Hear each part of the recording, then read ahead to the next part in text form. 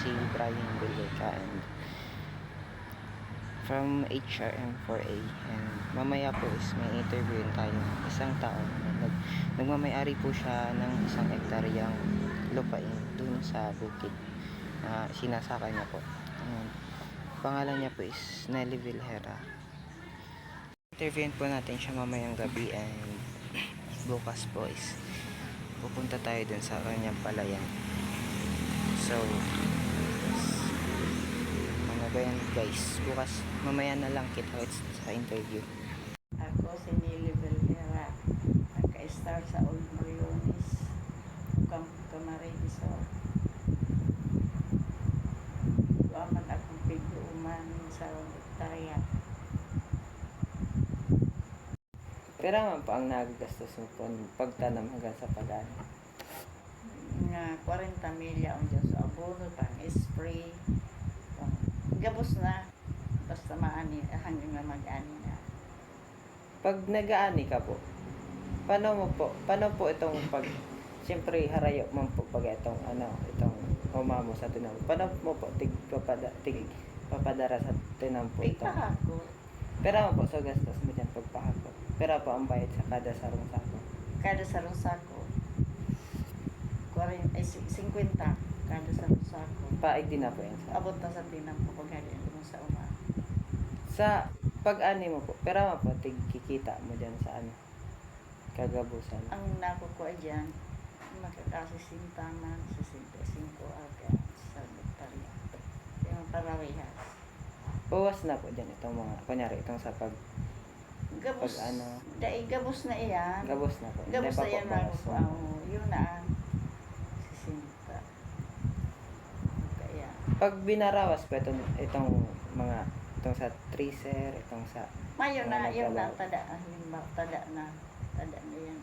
Yung sisinda po. Sisinda sa Kung marahay ang ani, pagday mga 40. Kung marahay ang ani. Ano po, tigpapabakal mo po. Di ka babakan. Pero mga pa nakukuha mo pag nagpapabakal ko yun. Sarong, yung Siguro lang sa presyo, kung minamal ang presyo, minabarato. kadalasan po, pero po ang Ang sarong, dahil magabos ang pinapabakal. Siyempre may tadaaman. Kung ang presyo, kababa man ang sarong sako, kaya nagkukuyan sana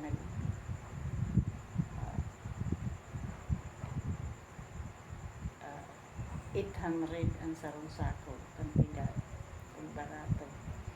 sa mga paani-ani mo po ning paroy. Pero po sa pinakalang ko na kwartang na paano po sa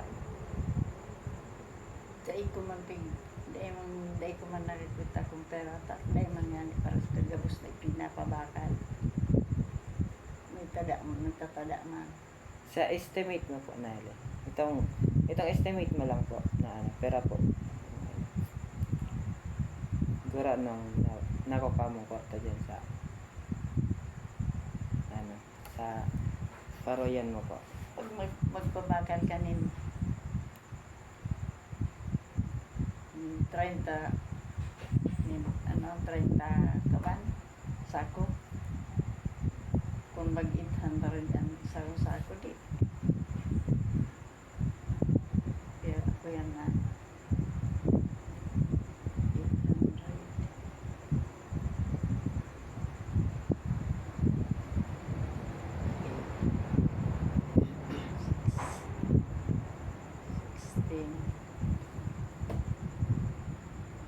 kita sa ano nga rin ayan sa tulon 30 kaban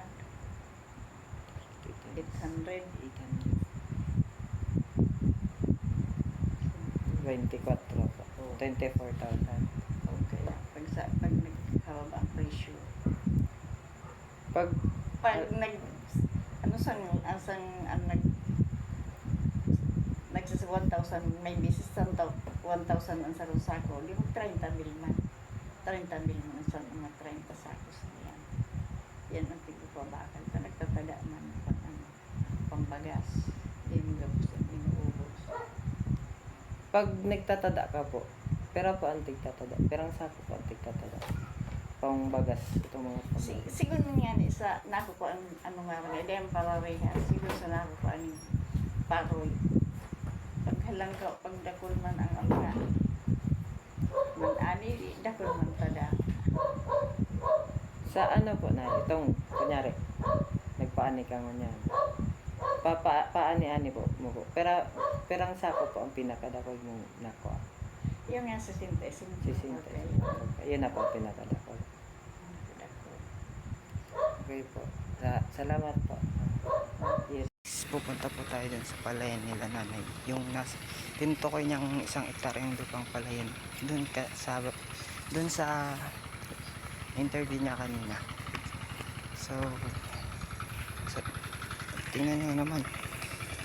Puro palayan. So mamaya na lang baka mahulog sa fondo dito. Bye bye. So guys, nandito na po pala tayo sa palayan nila nanay. Yan.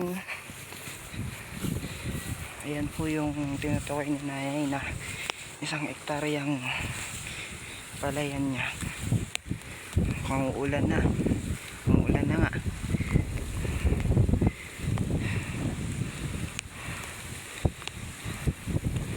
So